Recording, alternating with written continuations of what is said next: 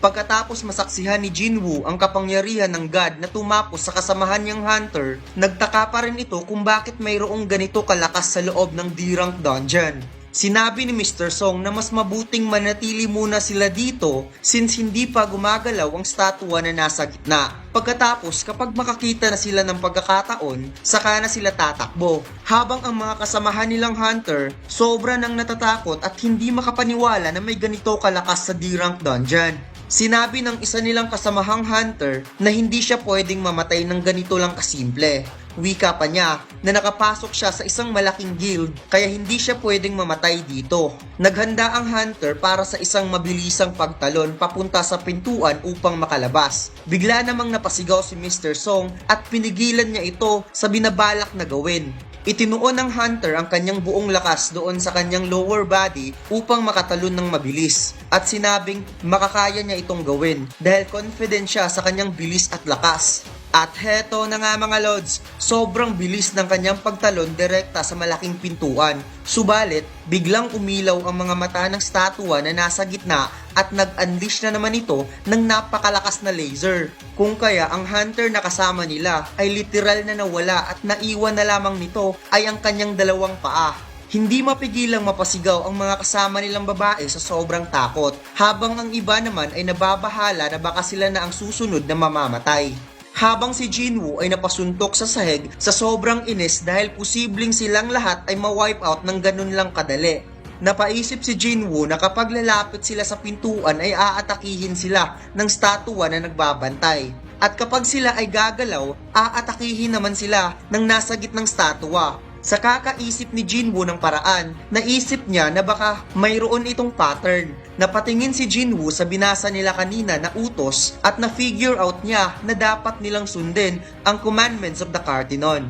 Tinanong ni Jinwoo si Mr. Song kung ano nga ba yung first commandments.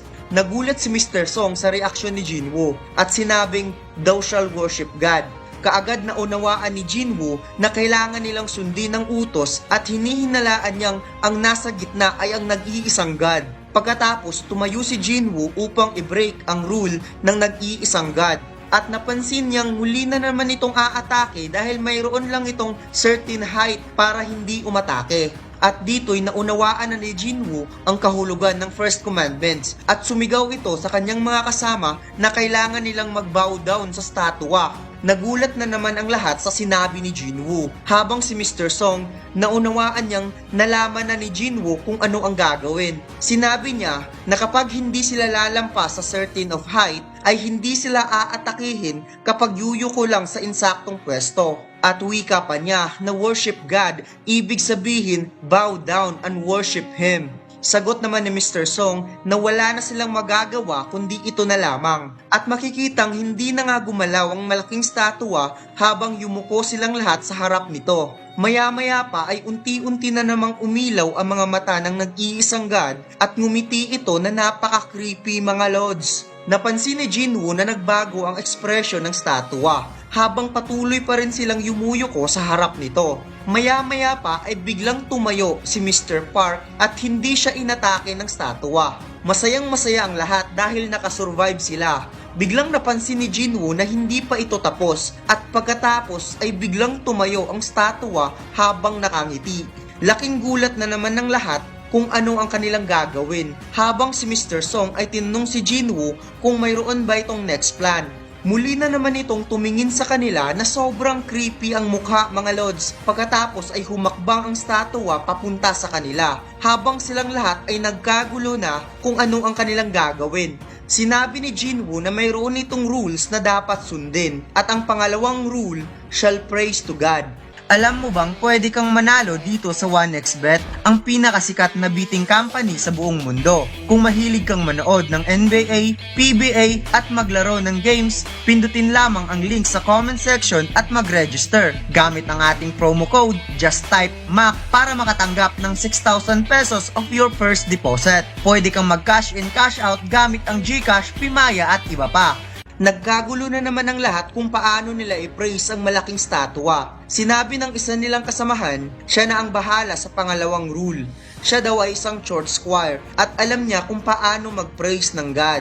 Hinawakan niya ang kanyang cross at nagbigkas ito ng mga Bible verse sa harap ng statwa habang nakatayo at hindi ito umaalis kahit humahakbang pa rin ang malaking statwa. Habang si Jinwoo ay nag-aalala dahil napansin niyang hindi gumagana ang ginagawa ng kanyang kasama, habang ang kanyang kasama ay patuloy pa rin sa kanyang ginagawa at umaasang huminto ito sa paglalakad habang pinupuri niya.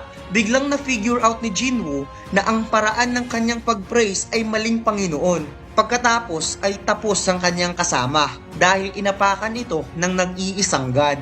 Kung kaya nagkagulo na naman ang lahat at nagsitakbuhan upang hindi maapakan. Sinabi ni Mr. Song na delikado kung magsama-sama silang lahat, kaya mas mabuting mag-separate na lang. Tiningnan ni Jinwoo si Juhe habang umiiyak sa takot na hindi niya ito iiwan kahit anong mangyari. Habang si Mr. Park ay naaalala ang mga sinabi ng kanyang asawa na pinigilan siyang magtrabaho bilang isang hunter at humanap na lang ng safety trabaho dahil mayroon silang 2 anak. Pumunta si Mr. Park sa Colossal Soldier upang maging safety sa naglalakad na statwa. Biglang napasigaw si Mr. Kim dahil nakita niyang gumagalaw ang Colossal Soldier sa kanyang likod. At dito'y biglang inatake si Mr. Park at literal na hinati ang kanyang katawan. Nakuha pa niyang mahawakan ng kanyang mukha subalit tapos na ang kanyang buhay. Habang si Jinwoo ay pinipressure ang kanyang sarili na mag-isip kung ano ang gagawin, kung paano i-praise ang nag-iisang God, at napasabing paano ipipraise ang God na katulad niya, na parang isang devil. Inisip ni Jinwoo na kapag lumalapit sila sa Colossal Soldier ay inaatake sila nito at ang nasa tabi nito ay may daladalang instruments. Kung kaya naisipan niyang hindi sila aatakihin kapag lumalapit sila sa statwa na may dalang instrument. Kaagad sumigaw si Jinwoo na lumapit sa statwa na may instrument. Habang napansin naman ni Mr. Song kapag nasa harap sila ng statwa na may instrument ay nagpapatugtog ito. Nakarating na rin si Mr. Kim sa statwa na may bitbit na instrument habang umiiyak ito dahil sa pagkamatay ni Mr. Park. Habang si Jinwoo at Juhe ay nakarating na rin subalit hindi nito pinapatugtog ang instrument nito na dala. Kaya sobrang nag-aalala si Jinwoo kung bakit hindi nito pinapatugtog. Bigla niyang na-figure out na hindi ito pinapatugtog dahil dalawa sila sa iisang statwa. Kung kaya umalis na lamang si Jinwoo upang maghanap ng ibang statwa na may dalang instrumento. Pagkatapos biglang tumigil ang paghakbang ng nag-iisang God sa harap ni Juhe dahil pinapatugtog na nito ang instrumento. Habang biglang lumingon ng tingin ang nag-iisang God kay Jinwoo na tumatakbo. Nakita ni Jinwoo na napakalayo pa ng statwa na may dalang instrumento at madali lamang siyang nahabol ng God. Maya-maya pa ay inabutan na talaga si Jinwoo at maaapaka na talaga siya subalit nag-jump slide to glide ang ating bida mga lods papunta sa statwa kung kaya hindi siya naapakan. Biglang napasigaw si Mr. Song kay Jinwoo dahil mali pala ang statwa na pinuntahan niya. Kaya gulat na gulat ito dahil paatake na sa kanya ang Colossal Soldier at ang tangi lang niyang magagawa ay i-bend ng kaunti ang kanyang binte. Habang si Juhe ay napasigaw sa pangalan ni Jinwoo habang umiiyak. At dito'y bumaha ang dugo ni Jinwoo mga lods habang gumagapang dahil hindi pa rin ito sumusuko. Habang gumagapang ito, nakita niyang ang kanyang buhay ay parang isang thread na unti-unti nang napuputol between life and death. Sinabi niya kung mayroon talagang Panginoon, nakikiusap siyang patunugin ang instrument para maligtas ang kanyang buhay. Pagkatapos ay naabot ni Jinwoo ang gap ng statwa at bigla itong kumanta. Kung kaya hindi na siya hinabol ng God at bumalik ito sa gitna. Kaagad tumakbo si Juhe upang matingnan ang kalagayan ni Jinwoo. Subalit nang nakita niya ito ay nagulat siya dahil naputol ang binti ni Jinwoo. Alam niyo mga lods, kung hindi niyo pa ito napapanood ay sobrang ganda talaga ng anime na ito. Dahil para ka talagang nanunood ng literal na movie series sa Netflix. Kakaiba siya sa ibang anime. Dahil napaka-detailed niya mga lods as in. Hindi mo iisiping isang anime ang pinapanood nyo. Para sa akin lang yan mga lods ha. Basta para akong nanunood ng K-drama action. Pagkatapos pinagaling ni Juhe ang binti ni Jinwoo, subalit biglang lumabas ang dugo sa kanyang ilong at bibig dahil sa overdose ng pagpapagaling. Pinagpatuloy pa rin ni Juhe upang tumigil lamang ang pagdurugo ng binti ni Jinwoo. Sinabi ni Mr. Kim na kasalanan nito lahat ni Mr. Song dahil sa mali nitong desisyon bilang isang leader kung kaya nalagay silang lahat sa ganitong sitwasyon. Pagkatapos napansin nilang mayroon na namang gagawin ang malaking statwa. Bigla itong lumindol pagkatapos mayroong nag-appear na isang altar sa gitna. Nagulat ang lahat kung ano na naman ang ibig sabihin nito. Sinabi ni Jinwoo na isa itong altar. Nauunawaan niyang ang god na ito ay hango sa isang mythology na kailangan nilang magsakripisyo upang i-prove sa kanya ang inyong paniniwala. At ito nga ay ang pangatlong utos ng Commandments of the Cartinon, shall prove thy faith. Sinabi ni Mr. Kim na kahit gaano pa ka-stupid ang kanyang gagawin, walang ibang magsasakripisyo kundi si Mr. Song lamang. Habang kinuha niya ang kanyang espada gamit ang kanyang magic at itinutok ito sa lieg ni Mr. Song. Dagdag pa ni Mr. Kim na dapat siyang tumayo sa kanyang responsibilidad.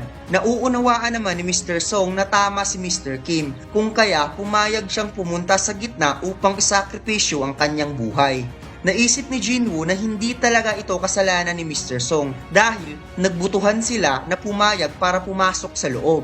Pagkatapos napansin ni Mr. Song na umilaw ang isang apoy nang nakarating siya sa altar.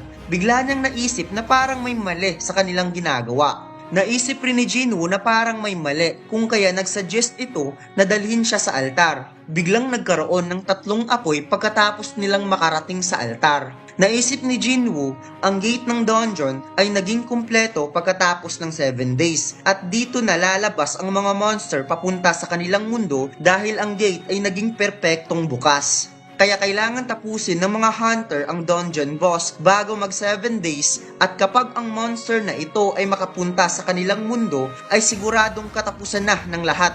Kaya sinabi ni Jinwoo na dapat din sila pumunta sa altar dahil mayroong apoy sa bawat isa sa kanila. Pagkatapos, lumabas ang pang-5 at pang-6 na apoy at kumalat ito sa kulay asul na apoy at biglang bumukas ang pintuan. Kaya nagulat ang lahat sa pagbukas ng pintuan, subalit ang mga colossal soldier ay nagsimula ng humakbang papunta sa kanila. Habang ang isa nilang kasama ay hindi nakapagpigil na tumakbo papunta sa pintuan at nakita nilang nakalabas lang ito ng ganun lang kasimple. Napansin ni Jinwoo na ang asul na apoy ay unti-unting nawawala na parang isang timer at ang pulang apoy naman ay nawawala kapag umaalis ang isa sa kanila sa altar. Naisip niya na ang asul na apoy ang dahilan kung bakit nakabukas ang pintuan at mayroon lamang sila na ilang oras para makaalis. Habang ang isang lalaki ay humihingi na ng tawad kay Jinwoo dahil hindi rin siya pwedeng magpaiwan sa loob at agad itong tumakbo papalabas sa pintuan. Habang si Mr. Kim naman ay nagulat dahil nakalabas lamang ito ng ganun lang kasimple. Sinabi ni Mr. Kim na nagkamali siya kay Jinwoo. Noong una ay pinagtawanan lang niya ito dahil isa lamang itong mahinang hunter. Hindi siya umaasa sa kakayahan ni Jinwoo kahit nasasali pa ito sa kanilang grupo dahil isa itong mahina. Subalit si Jinwoo ang dahilan kung bakit buhay pa sila ngayon dahil naresolba nito ang mga utos. Kaya malaki ang kanyang pasasalamat, subalit mayroon din siyang pamilya na nangangailangan sa kanya. Kaya hindi siya pwedeng mamatay dito. Kaya patawarin sana siya dahil kailangan na niyang umalis. Kaagad lumabas si Mr. Kim sa pintuan habang gulong-gulo na si Jinwoo kung ano ang kanyang gagawin dahil konti na lamang ang apoy ang naiwan at unti-unti na ring nagsasara ang pintuan ng dungeon. Sinabi ni Mr. Song na malapit nang nagsasara ang pintuan ngayon.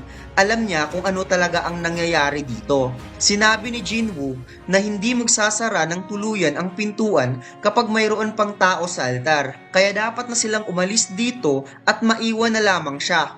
Hindi pumayag si Mr. Song at tinanong niya si Juhe kung kaya ba niyang tulungan si Jinwoo. Sagot naman ni Juhe na kaya pa niya. Subalit bigla itong nawalan ng balanse dahil naubusan ito ng mana na nagresulta sa panginginig ng kanyang lower body. Sinabi ni Jinwoo na dapat isama ni Mr. Song si Juhe sa pag-alis nila dito. Wika naman ni Juhe na hindi niya iiwan si Jinwoo. Ipinangako ni Jinwoo kay Juhe na ililibre niya ito ng pagkain at ibinigay niya kay Juhe ang Essence Stone na kanyang nakuha habang nangako ito na siya ang unang magbayad ng pagkain.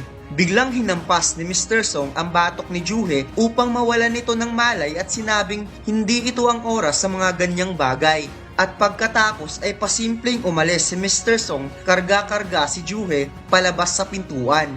Sinabi ni Jinwoo, at least isa lang ang mamamatay sa kanilang anim. Dagdag pa niya na pwede sana siyang mabuhay kung nalaman niya kaagad ang mga pwedeng gawin. Nakita niya ang espada ni Mr. Park na naiwan nito sa pag-alis. At sinabing bago siya tuluyang mamatay ay kailangan muna niyang matalo kahit isang monster man lang. Hindi sumuko si Jinwoo at hinamon ang mga colossal soldier. Tinarget siya ng malaking sibat at literal na tumagos ito sa kanyang katawan. Pagkatapos inihagi siya sa itaas gamit ang sibat at napunta si Jinwoo sa altar.